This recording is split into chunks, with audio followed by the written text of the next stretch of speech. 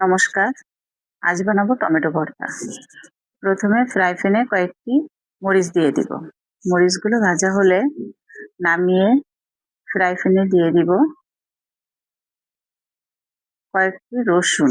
রসুনগুলো নরম করে ভাজতে হবে যাতে হাত দিয়ে মাখানো যায়।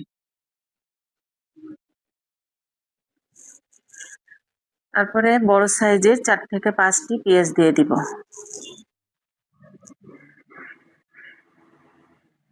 পেঁয়াজগুলো ভাজা ভাজা হলে নামিয়ে রাখবো।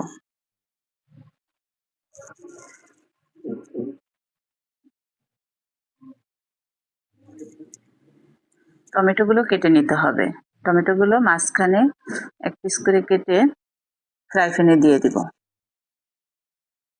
টমেটোগুলো একটু লো হিটে ভাজতে হবে, ঢেকে ঢেকে কয়েকবার উল্টিয়ে পাল্টিয়ে, যাতে নরম হয়, হাত দিয়ে মাখানো যায়।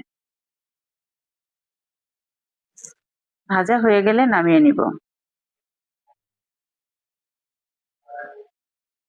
এরপর লবণ, শুকনো মরিচ, পেঁয়াজ আর রসুন হাত দিয়ে ভালো করে মাখিয়ে নিব।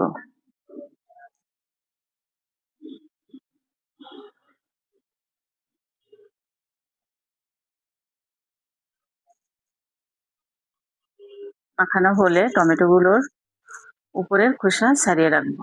ছাড়িয়ে মরিচ, লবণ, পেঁয়াজ, রসুনের সাথে ভালো করে মিশিয়ে নিব। তারপর শেষ পর্যায়ে দিয়ে দিব একটু ধনেপাতা আর সরিষার তেল। তারপর আরেকবার মাখিয়ে নিব। আর তৈরি হয়ে গেল মজাদার টমেটো ভর্তা।